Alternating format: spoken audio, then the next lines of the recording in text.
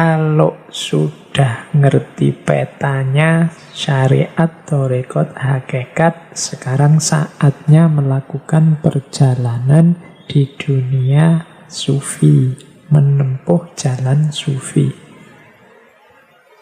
Ini nanti Syekh Nawawi dalam Salalim Al-Fudhola memberi 9 wasiat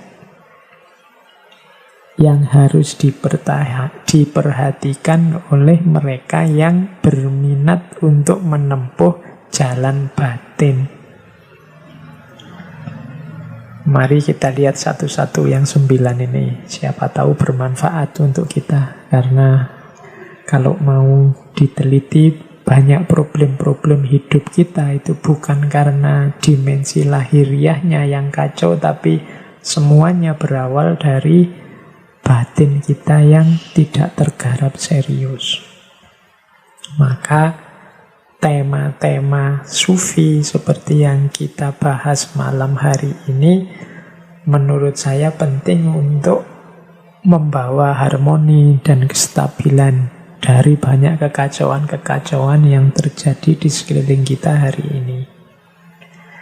Nah, yang pertama harus ditempuh oleh siapapun yang berminat menggarap batinnya adalah taubat. Taubat ini tema yang dibahas oleh hampir semua sufi dan merupakan gerbang pertama yang harus dilalui oleh para salikin yang berjalan di jalan sufi. Taubat itu berarti sadar bahwa dirinya punya banyak salah, banyak dosa. Setelah sadar, memohon ampun kepada Allah. Setelah mohon ampun, niat secara sungguh-sungguh untuk tidak mengulangi lagi kesalahan yang sudah dilakukan. Kemudian yang keempat, kalau itu menyangkut haknya orang lain yang kita langgar atau kita ambil, maka dalam ranah taubat harus kita kembalikan hak orang lain itu. Jadi taubat itu variabelnya 4. Ada penyesalan, ada mohon ampun, ada niat yang sungguh-sungguh untuk tidak mengulang, dan ada mengembalikan hak orang lain kalau ada yang terambil atau terikut. Kalau menyesal mungkin agak mudah, karena kita juga sering menyesal kalau melakukan dosa. Mohon ampun ya dengan mengucapkan istighfar pada Allah di banyak kesempatan. Nah, yang ketiga ini yang agak berat. Niat dan berusaha sungguh-sungguh untuk tidak mengulangi. Kadang-kadang niat untuk tidak mengulangi saja kita ini ragu-ragu. Apa bisa ya Pak, saya tidak ngulang lagi. Ngelihat watak saya kok ya susah. Kalau niat saja tidak berani, ya tobatnya jadinya tidak utuh, tidak taubatan nasuha. Harus berani niat. Saya niat Pak untuk mati-matian biar dosa ini tidak terulang lagi. Ya bahwa mungkin nanti kepeleset lagi, semoga tidak karena disengaja. Karena kalau disengaja kan sejak tadi sudah menguatkan tekad. Kalau sejak awal tidak berani jamin akan tidak mengulangi lagi, ya namanya tidak jadi tobat. Tobat itu berjanji tidak mengulangi lagi. Jadi menyesal, minta ampun, niat tidak mengulangi lagi, dan mengembalikan haknya orang lain. Jalan pertama, sebelum semua kualifikasi yang lain kita jalankan, ini harus beres dulu. Taubat. Kalau sudah taubat, jalan sufi yang kedua. Ridho dengan pemberian Allah yang kita sebut dengan istilah qanaah. Jadi qanaah ini kondisi jiwa kita yang menerima apapun pemberian dan keputusan Allah terhadap diri kita. Ini namanya qanaah. Ciri paling mudah jiwa kita itu jiwa qanaah atau tidak. Orang qanaah itu biasanya tidak banyak mengeluh, tidak banyak komplain, tidak banyak protes tentang situasi dan kondisi yang dia dapatkan, yang dia hadapi. Apapun yang menimpa dianggap sebagai anugerah ketetapan dari Allah. Nah, itu kalau kita nyampe punya jiwa semacam ini, berarti kita sudah punya jiwa qanaah. Menerima apapun keputusan Allah. Tidak mudah mengeluh, tidak mudah komplain, tidak mudah protes. Ridho.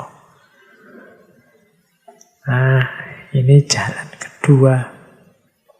Termasuk qanaah juga lebih memilih hal-hal, perkara-perkara, tindakan-tindakan yang utama dibandingkan yang tidak utama, meskipun seandainya yang tidak utama ini boleh secara syariat.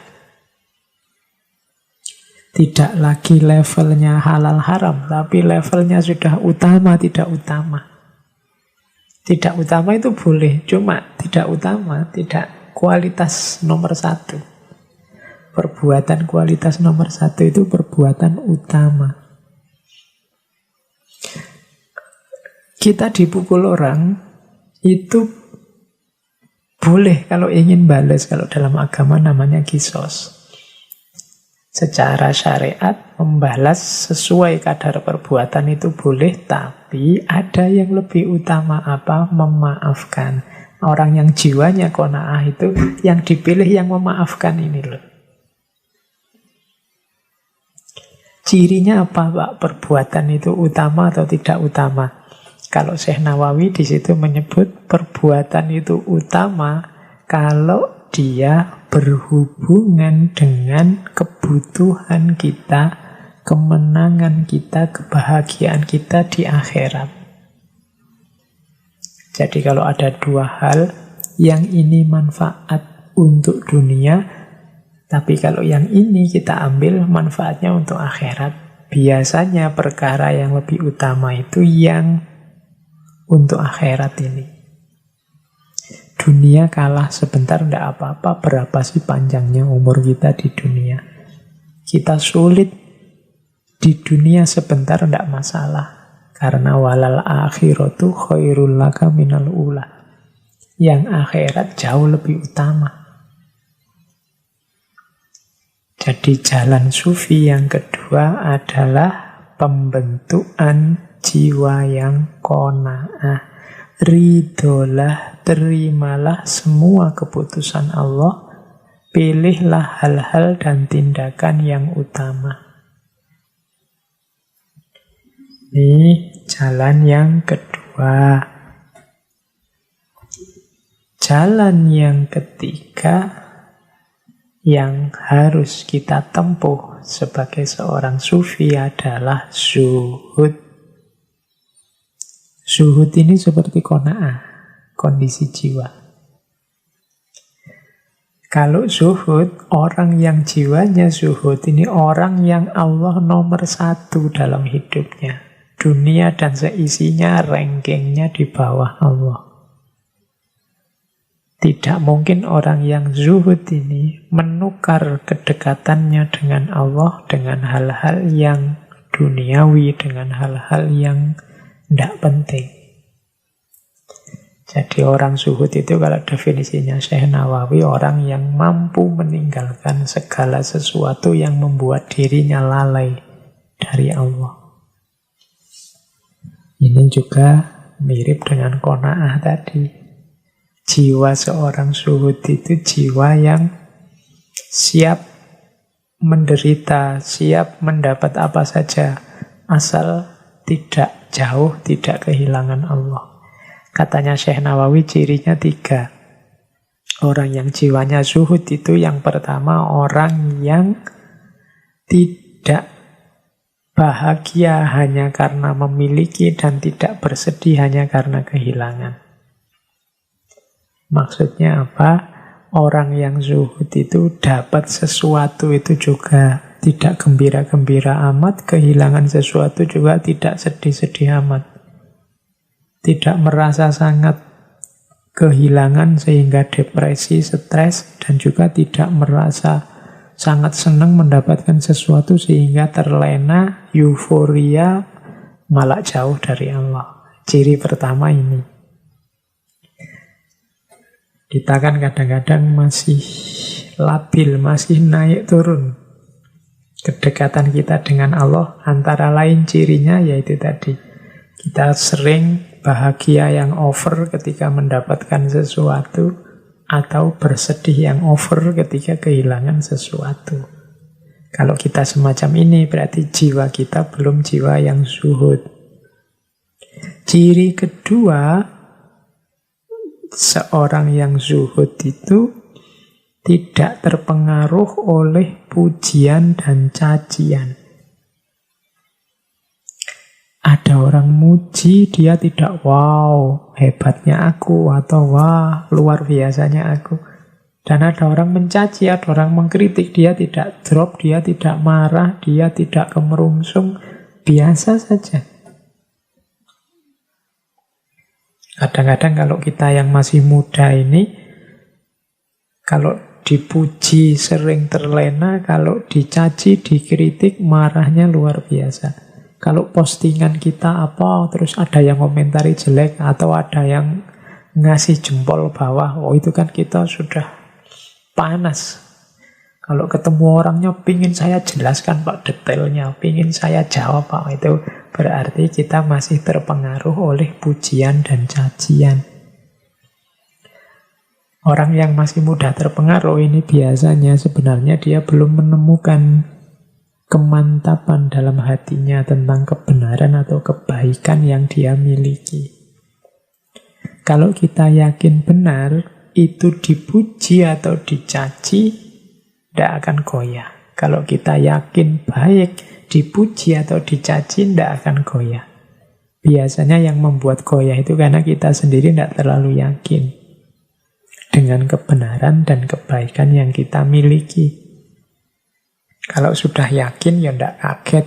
Ada orang muji, alhamdulillah semua bukan jasaku, tapi semua adalah anugerahnya Allah. Ada orang mencaci, ada orang mengkritik, alhamdulillah aku dapat kesempatan untuk evaluasi. Jangan-jangan memang ada yang keliru. Sehingga setelah ini aku bisa memperbaiki diri. Tidak terpengaruh lagi. Ini berarti jiwa yang zuhud. Yang ketiga, cirinya orang zuhud itu karena sudah punya ciri 1 dan ciri 2, orang zuhud ini biasanya hidupnya gembira. Kenapa gembira? Ya karena sudah stabil. Tidak kaget kalau dapat sesuatu, kemudian tidak sedih kalau kehilangan sesuatu, tidak terpengaruh oleh pujian dan cacian, ya pasti saja dia gembira, hidupnya stabil, tenang, ada apa-apa tidak kaget. Jalan sufi yang ketiga, zuhud. Jadi, ayo tobat, mari membentuk jiwa yang qanaah. Yang ketiga, mari membentuk jiwa yang zuhud. Yang keempat, untuk menempuh jalan sufi, kita harus tidak bosan menambah ilmu, tidak bosan belajar ilmu syariat. Kalau pakai istilahnya Syekh Nawawi. Ilmu syariat itu menurut Syekh Nawawi ada 3. Yang pertama, membahas tentang hal-hal lahiriah yang harus kita jalankan, apakah itu ibadah, apakah itu muamalah. ilmunya namanya ilmu fikih. Tentang wudhu, tentang sholat, tentang zakat, tentang haji. Ini namanya ilmu fikih. Belajar tentang peribadatan dan muamalah kita di hadapan Allah dari aspek fisiknya, lahiriahnya. Harus tahu ini. Kalau ini tidak tahu nanti tidak ada dasarnya. Tadi kan di depan dasarnya orang nyampe ke makom hakikat itu harus didahului oleh tarekat yang didasari oleh syariat. Maka harus kenal ilmu yang pertama ini, fikih. Dan juga harus kenal ilmu yang kedua, ilmu akidah. Akidah ini berhubungan dengan keimanan. Kenapa ini penting? Ya karena dasarnya semua perilaku agama itu akidah. Keimanan kita pada Allah. Jangan sampai nyeleweng, jangan sampai tidak sadar musyrik, tidak sadar kufur, tidak ngerti bahwa sudah melakukan kekufuran atau kemusyrikan atau kebid'ahan atau dan macam-macam. Ilmunya namanya ilmu tauhid atau ilmu akidah. Harus belajar ini juga. Selain belajar ilmu fikih, harus belajar ilmu akidah.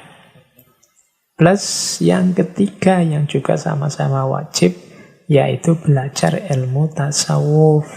Dalam rangka apa?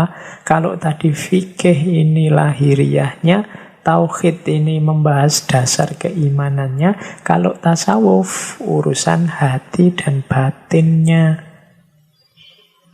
Tasawuf ini penting biar fikihnya tidak formalitas dan lahiriah saja. Tanpa tasawuf, bisa-bisa lahirnya bagus, dalamnya rusak. Dan itu merusak amaliyah lahir. Sholatnya bagus, tapi kok ya terus riak, hanya untuk pamer saja. Hancurlah nilai dan pahalanya sholat. Hajinya sih luar biasa, bolak-balik, tapi kok ya terus jadi orang sombong, merasa lebih dari yang lain. Rusaklah pahala keutamaan haji yang dia lakukan. Zakat tidak berhenti-berhenti, sedekah, infak, membantu tetangganya yang fakir miskin. Tapi kok masih ada dengki, rusaklah dimensi batinnya dan amaliyah lahirnya otomatis juga ikut rusak. Maka ilmu tasawuf penting untuk menjaga ini semua. Jadi menurut Syekh Nawawi yang keempat, seorang yang berjalan di jalan sufi harus tetap mau belajar, nambah wawasan, meluaskan ilmu. Jangan merasa, wah saya sudah makrifat ini Pak, tidak perlu belajar lagi. Saya sudah kasyaf ini Pak, ilmunya laduni kabeh, tidak butuh belajar lagi. Tidak. Coba teman-teman perhatikan para sufi, para ulama sampai tua, bahkan sampai meninggal, masih aktif berkarya, masih aktif ngaji, masih aktif belajar. Karena manusia tidak ada yang sempurna, tidak ada yang final 100% mutlak, tidak ada. Selalu ada kurangnya, selalu ada keplesetnya, selalu ada lemahnya. Maka harus mau terus belajar nambah ilmu. Kalau tidak mau nambah ilmu, ya nanti macet dengan segala kelemahan dan kekurangannya, tidak naik-naik kelas. Ini jalan yang keempat. Jalan sufi yang kelima adalah gemar, hobi dengan menjalankan yang sunnah-sunnah. Pak, saya cita-citanya sufi Pak, tapi kalau sholat malam kok berat ya Pak? Sholat rawatib enggak pernah Pak. Puasa juga ya kalau Ramadan aja Pak. Nah, Yang semacam ini berarti tidak gemar dengan yang sunnah-sunnah. Seorang sufi itu biasanya cinta, gemar, hobi dengan yang sunnah-sunnah. Kalau teman-teman membaca riwayat hidup, biografi para aulia, para ulama itu coba diperhatikan. Ada yang kalau malam sholat sekian ratus rakaat, ada yang zikir tidak berhenti-berhenti, ada yang menghatamkan Quran sekian hari sekali, dan seterusnya, semacam-macam. Menunjukkan bahwa mereka sangat gemar dengan hal-hal yang sunnah. Jadi hidupkan ini kalau kita memang ingin menempuh jalan sufi.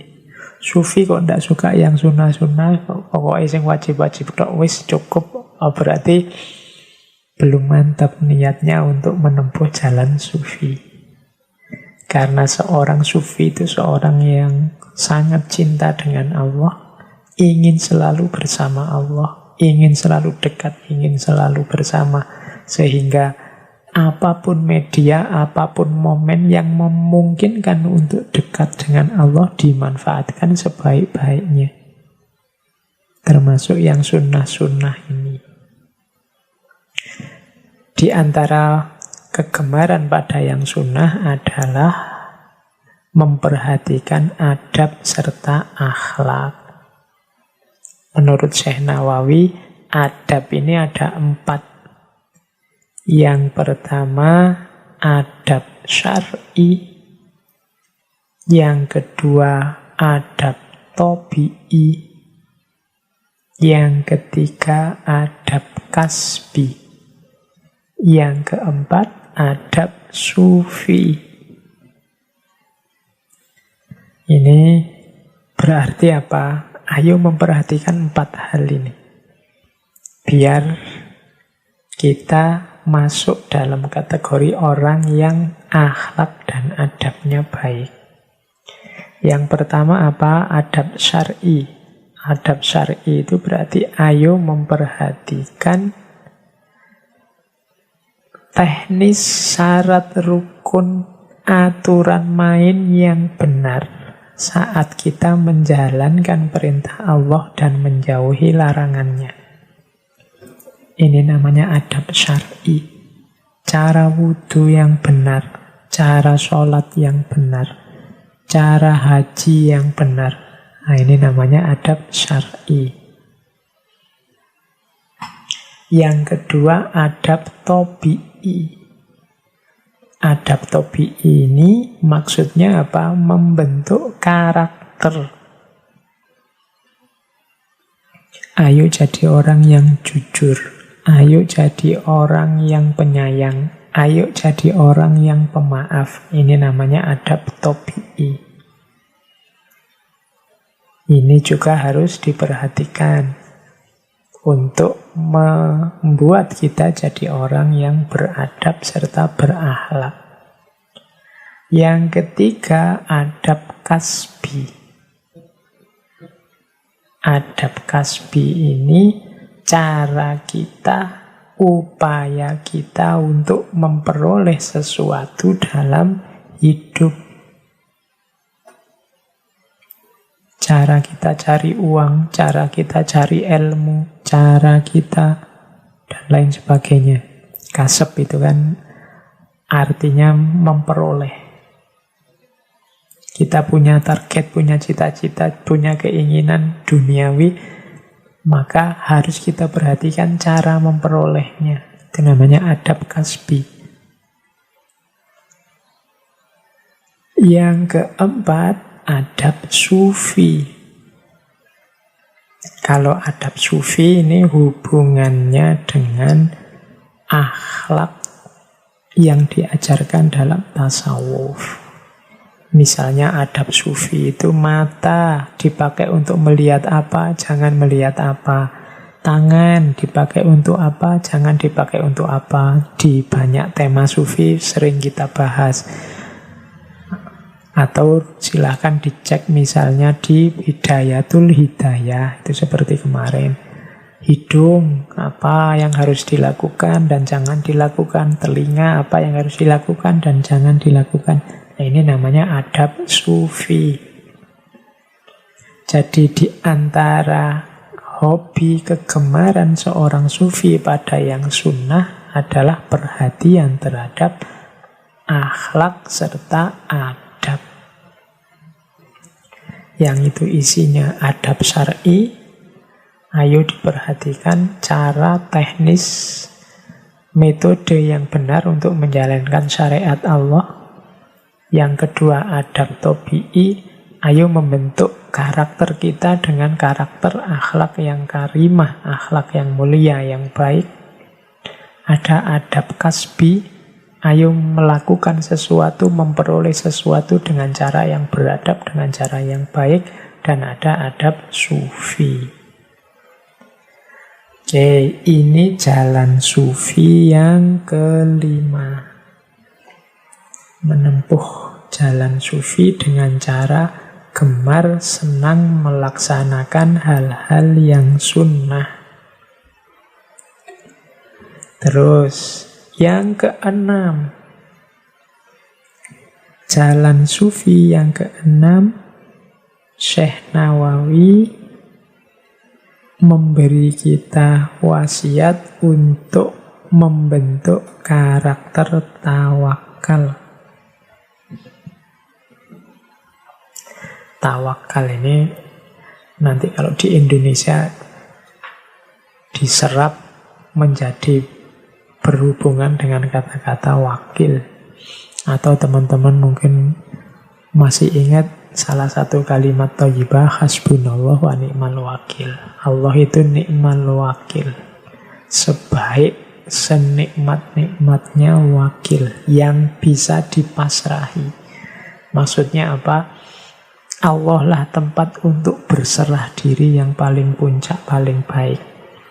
Kalau kita sudah bisa membentuk sikap menyerahkan diri sepenuhnya pada Allah, itulah yang disebut jiwa yang tawakal.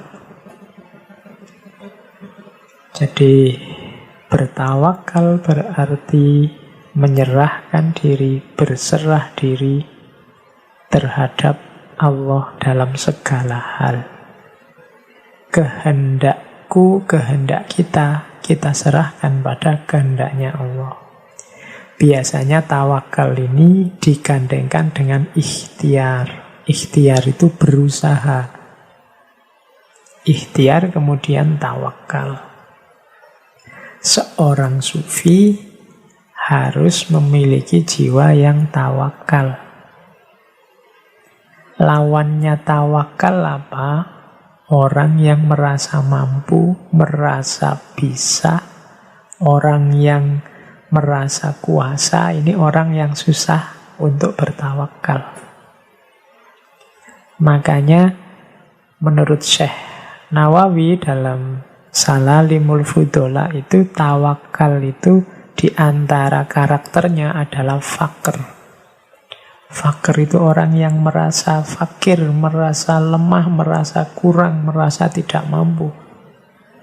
Kalau teman-teman membaca banyak kitab-kitab para ulama besar, itu mereka sering di depan namanya sendiri yang resmi ditambahi gelar sendiri al-fakir.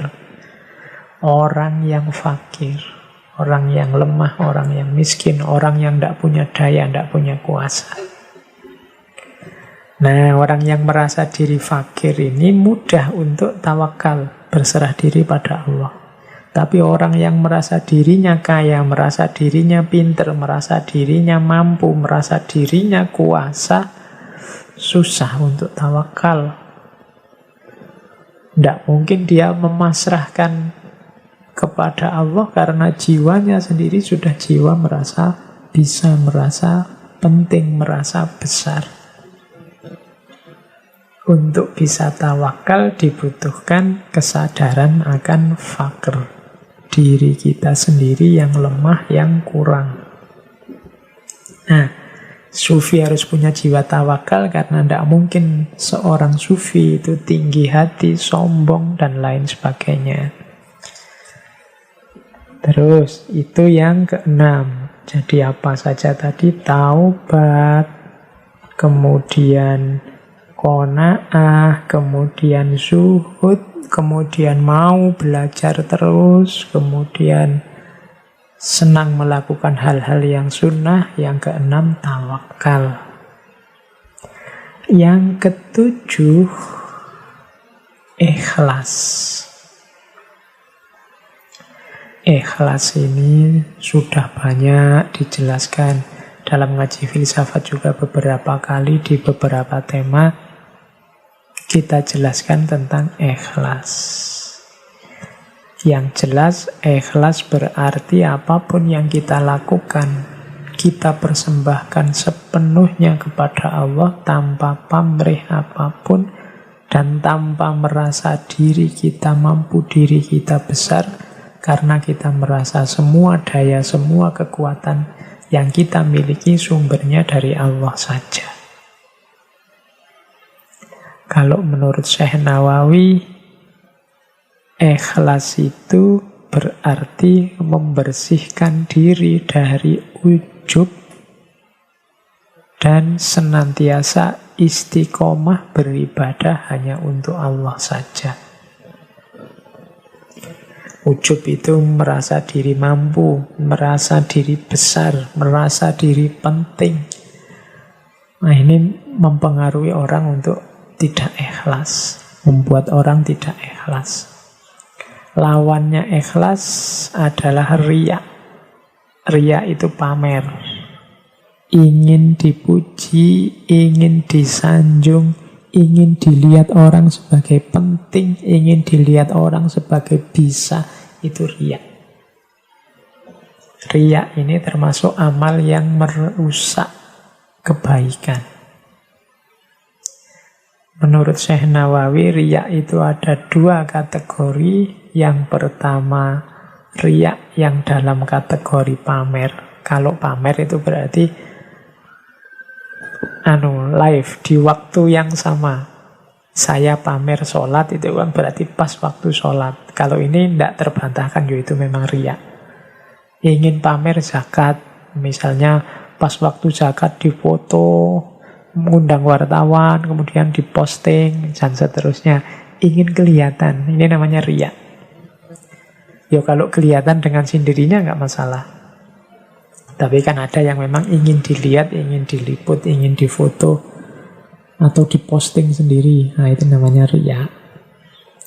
Atau yang nomor dua, kalau ini namanya riya khofi. Riya khofi itu tidak live, tidak pada saat itu, tapi cerita-cerita. Wah, tadi malam itu, waktu sholat, saya merasa mendapatkan, ini cerita-cerita. Kan tidak ada orang tahu dia tadi malam sholat apa enggak. Jadi pada saat dia beramal tidak ada orang lihat. Biar orang lain tahu, besok pagi cerita. Ini namanya riya khofi. Menurut Syekh Nawawi ini menggugurkan amal. Jadi jalan sufi yang ketujuh, ayo ikhlas, jangan ujub, jangan riya.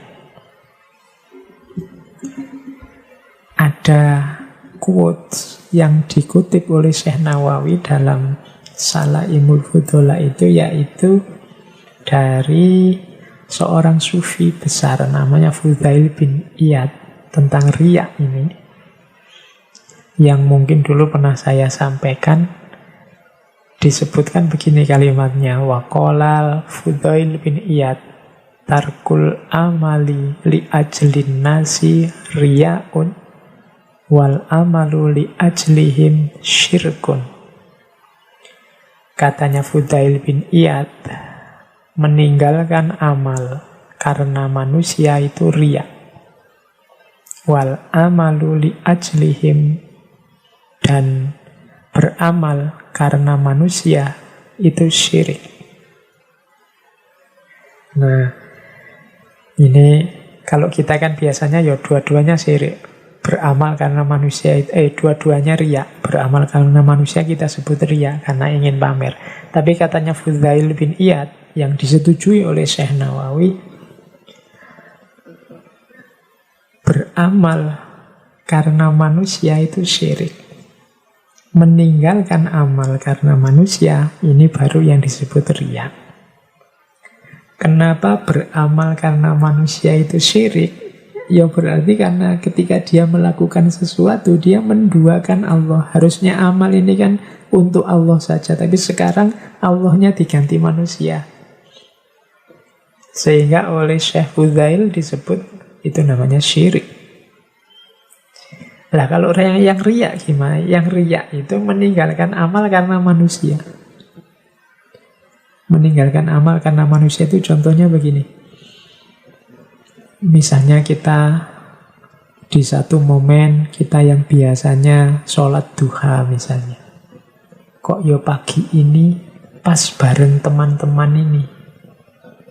Biasanya saya sholat duha sih. Tapi saya mau pamit sholat duha ndak enak ah. Nanti dianggap sok soleh atau dianggap halah sunnah aja atau lah. Karena malu pertimbangan manusia terus tidak jadi sholat duha.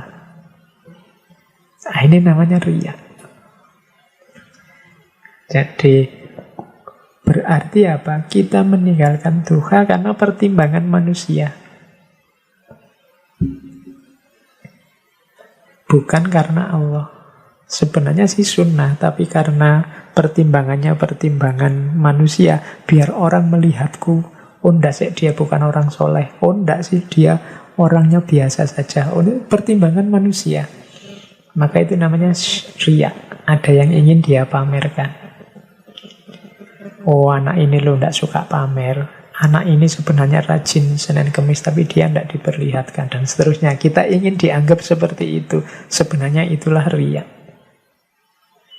Anak ini sebenarnya baik luar biasa loh. Nggak pernah posting aja dia. Sebenarnya dia ini amalnya banyak. Dia nggak pernah pamer aja. Padahal itu kita sengaja nggak posting, sengaja nggak pamer. Biar dipuji seperti itu. Nah itu namanya riya. Tapi kebalikannya, kalau kita beramal karena manusia itu nggak cuma riya, tapi syirik. Berarti Allah kita padankan dengan manusia yang lain. Itu namanya syirik. Jadi ini pandangan dari Syekh Fudail bin Iyad tentang riya yang merupakan lawannya ikhlas. Berarti harusnya bagaimana Pak? Ya sudah, pertimbangan manusia itu jangan jadi ukuran. Jangan jadi parameter untuk kita melakukan sesuatu atau tidak melakukan sesuatu. Pertimbangannya harus pertimbangan Allah saja. Jangan pamer gelar haji, tapi juga jangan mati-matian menolak disebut orang haji. Kenapa mati-matian menolak juga jangan? Jatuhnya seperti itu tadi. Paling tidak, kalau ada orang mati-matian menolak, menunjukkan sebenarnya dia juga masih ribut, masih sibuk dengan panggilan. Terserahlah orang manggil apa, fokusku hanya Allah saja. Nah, itulah nanti yang jadi jalan untuk ikhlas. Terus jalan sufi yang ke-8 adalah uzlah. Ini kalau uzlah ini agak dekat dengan zuhud, agak dekat dengan qanaah. Tapi uzlah, kalau tadi zuhud sama qanaah kan pembentukan jiwanya. Kalau uzlah ini ada aktivitasnya, yaitu aktivitas menjauh dari keramaian. Karena takut dapat pengaruh yang buruk. Jadi uzlah itu menghindar kerumunan karena khawatir dapat pengaruh buruk. Alasan khawatir dapat pengaruh buruk ini penting karena nantinya kalau dianggap oh sudah tidak ada pengaruh buruk atau oh enggak kok ini orang-orang soleh semua, ya berarti tidak menjauh lagi. Mungkin sudah balik mendekat karena bisa mengambil manfaat. Jadi uzlah itu kalau merasa misalnya sampean merasa wah saya ini Kalau masih bareng teman-temanku ini, ndak iso aku soleh-soleh ini, ndak iso aku beres batinku. Sudahlah aku minggir dulu. Nah ini namanya uzlah. Aku pulang kampung dulu aja, atau aku tak di kos-kosan di kamar aja, ndak usah ikut-ikutan mereka keluar-keluar biar aku ndak terpengaruh. Nah ini namanya uzlah. Jadi kehati-hatian agar tidak terpengaruh oleh orang lain, itu namanya uzlah. Uzlah manfaatnya banyak, katanya Syekh Nawawi. Ini sebenarnya meminjam pandangannya Imam Ghazali. Uzlah itu yang pertama membuat kita fokus beribadah dan fokus untuk tafakkur. Karena biasanya orang yang masih sibuk, tenggelam dalam kesibukannya orang banyak, itu berpikirnya tidak bisa jernih, tidak bisa fokus. Karena pikiran kita masih rame, sekeliling kita masih rame. Kita tidak bisa fokus ibadah, tidak bisa fokus tafakkur. Sekali-sekali kita butuh uzlah. Sekali-sekali kita butuh menyendiri. Hari ini kan teman-teman pakai istilah me time. Waktu untukku sendiri. Nah, itu dalam dunia sufi ada istilah uzlah. Cuma ada muatan-muatan nilai-nilai sufistiknya. Jadi yang pertama fokus beribadah, tafakkur, manfaatnya. Yang kedua apa? Ya karena jauh dari yang lain, akhirnya selamat, tidak banyak terjebak oleh dosa dan maksiat.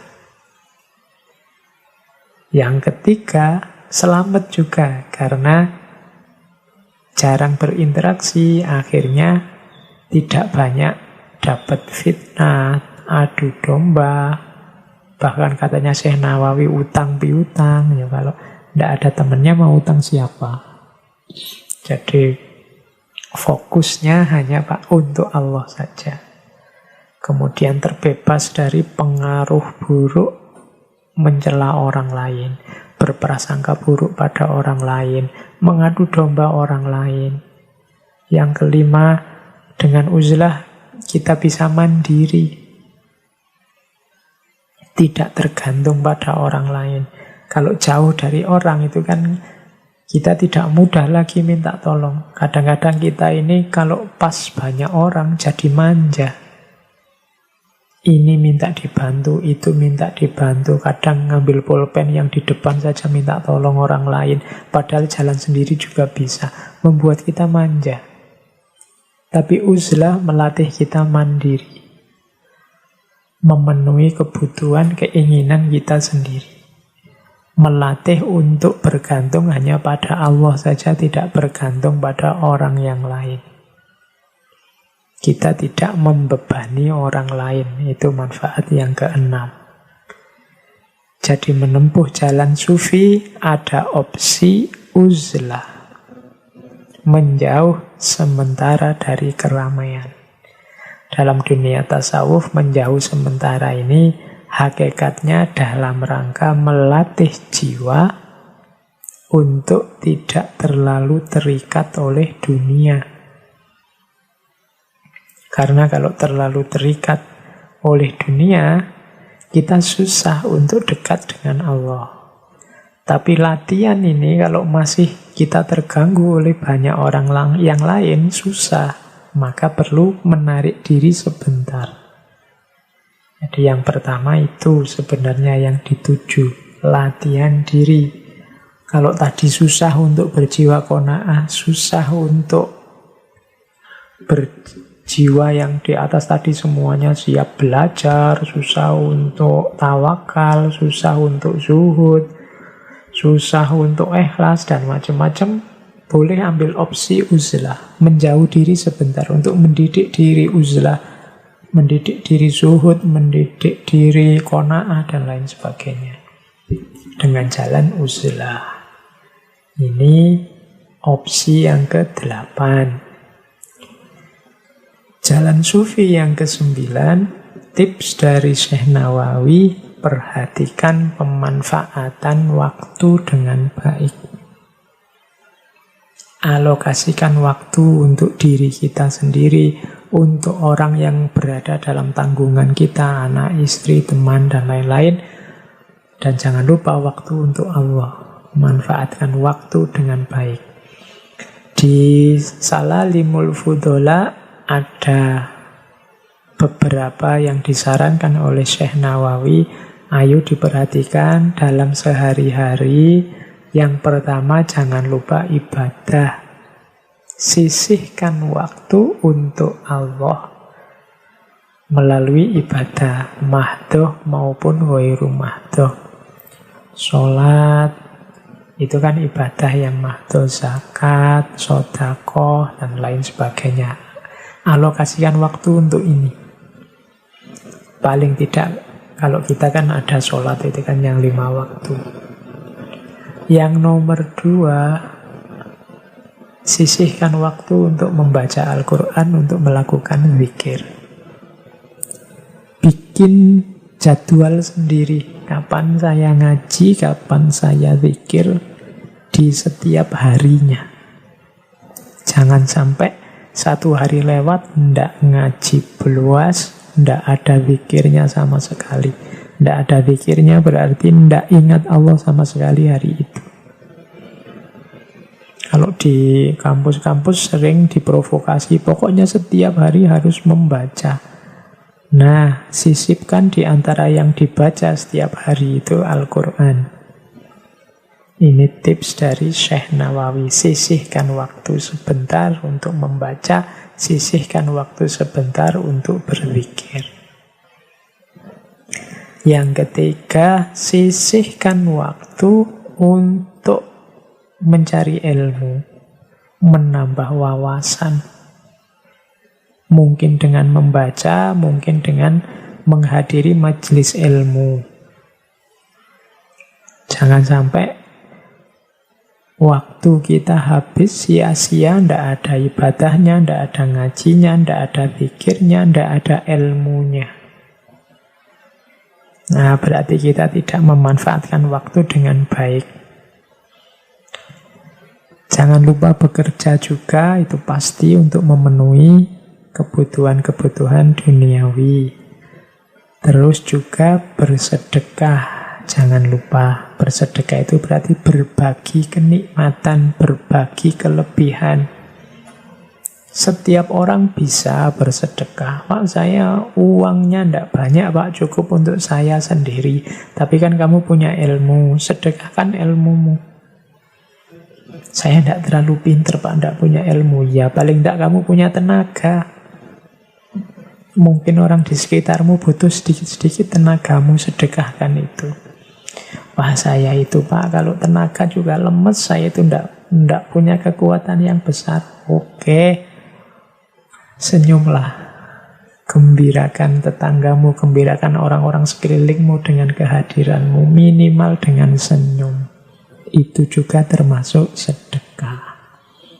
Paling tidak dengan senyum yang termasuk sedekah itu kan waktu kita terisi oleh hal yang manfaat. Seorang sufi harus sangat eman, sangat sayang dengan waktu. Kalau waktu lewat, ndak ada ibadah di situ, ndak ada ngaji Al-Quran di situ, ndak ada zikir di situ, ilmu ndak tambah, ndak ada pekerjaan yang manfaat untuk diri, keluarga, dan orang lain, ndak ada berbagi, ndak ada sharing, ndak ada sedekah. Berarti waktu kita tidak terkelola dengan baik. Usahakan kita punya jadwal, punya prioritas sendiri dalam penggunaan waktu yang beberapa hal tadi masuk sebagai isinya.